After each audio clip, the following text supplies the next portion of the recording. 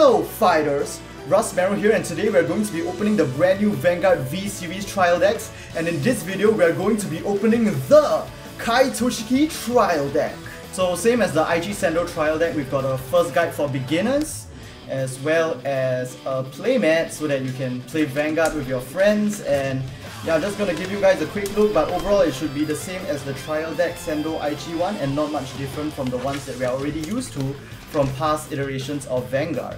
Alright, so we are starting off with our copy of Kai's avatar Dragonic Overlord in the Akira Ito exclusive artwork. Now let's check out his abilities. So first, of course, he has the imaginary gift marker for force right over there.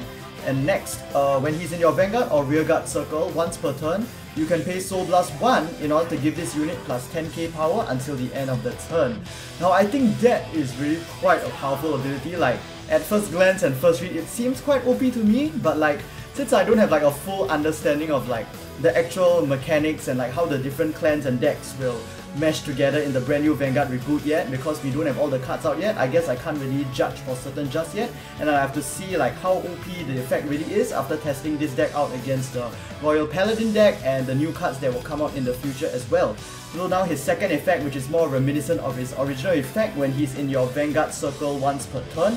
When his attack hits, you can pay Counter Blast 1 and discard 2 cards in your hand in order to stand Dragonic Overlord and give him drive -1, and so he loses twin drive until the rest of the turn. So while this is very similar to the original Dragonic Overlord's effect, it's also very different as well, although I have to say I like the new one more. Because the original one, it was all about smashing rearguard. So after you play Counter Blast 3 in order to activate the effect, you would use the old Dragonic Overlord to try and smash the opponent's rearguards. First the first rearguard, then the second rearguard, and then attack the opponent's Vanguard. But in this case, because there's no like limitation on whether you need to hit the Vanguard or the rearguard, you can use this effect in order to hit the opponent's Vanguard, to try and hit the opponent's Vanguard twice after hitting it the first time. Or like depending on the situation, you could go for rearguard, then Vanguard, Vanguard, then Vanguard, or if you really want to, rearguard and then rearguard. So I feel that the way they altered the ability really opens up many more possibilities for different kinds of strategy and play as well, which I really like about like the whole Vanguard Reboot series so far as a whole, like as in from the cards that we've seen so far, right? So this one's gonna be in triple rare foiling, just like the Blaster Blade in the Sando IG deck.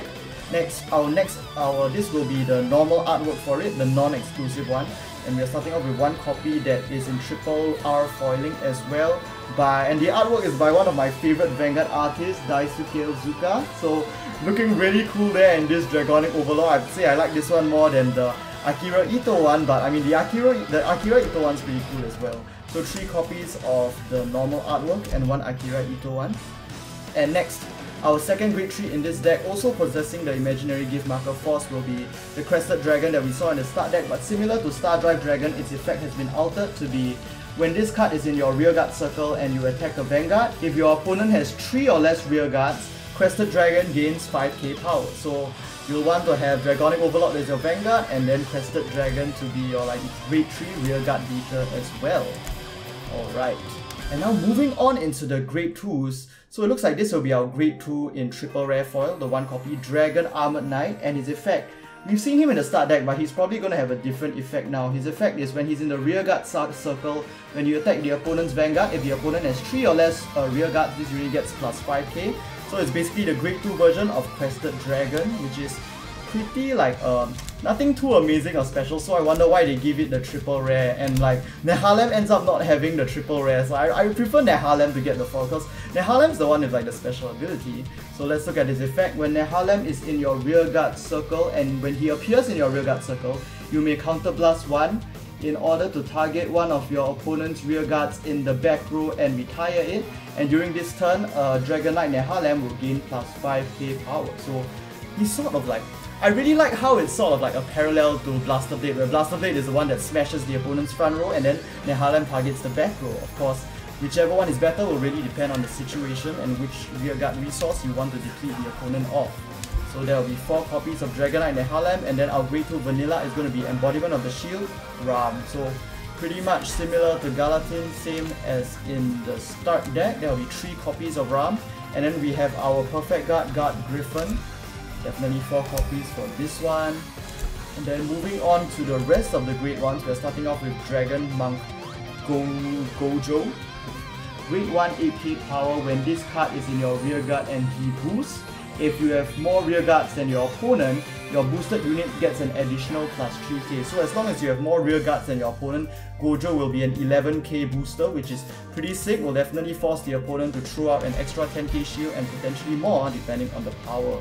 So that will be three copies of Gojo, and now we have an old badass looking card coming back again in the triple rare foiling as well for the grade 1. Really glad they picked this guy, and it's going to be the embodiment of armor Bar. So when Bar appears in your rearguard circle, you may pay the cost of Counterblast 1 and Soul Plus 1, and if you do, you can choose one of your opponent's units that is grade 2 or less in the same column as Bar, retire it, and after retiring it, if you have more rearguards than your opponent, during this turn, Bar gets an additional plus 5k power. So it seems like Bar and Nehalem will be like the utility retirers for this like a Kagero trial deck. So I think we'll probably get 3 copies of him because of his... Oh, we're getting 4 copies of him, that's pretty nice. I think it's like already quite a lot better than the original Kagero deck, because this deck really provides a lot of different ways that you can actually retire the opponent and really make use of like the Kagero clan's like special fighting style. And our next grade 1 will be Dragonic Bruju.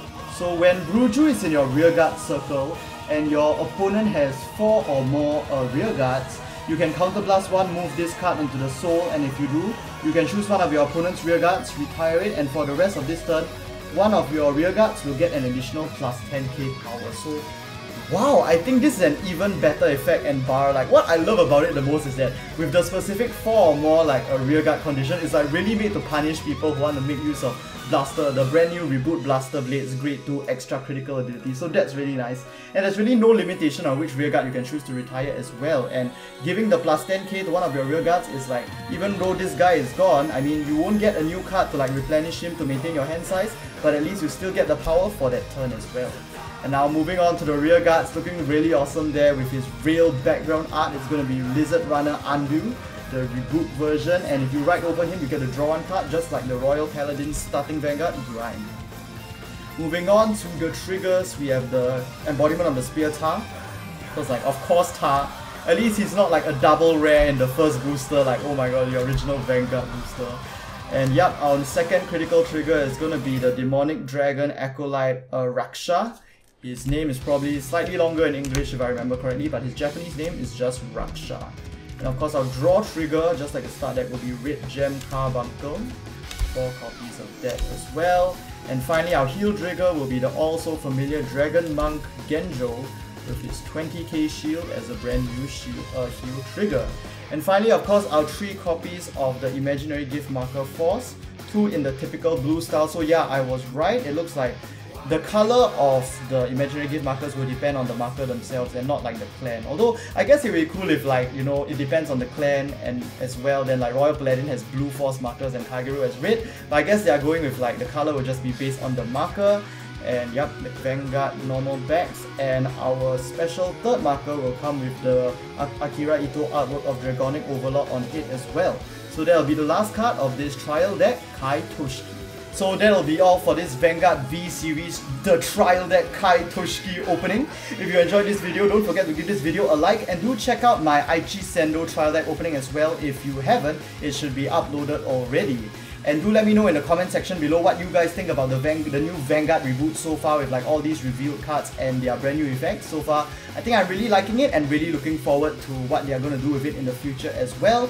Don't forget to subscribe for future Vanguard Reboot product openings on the day of release.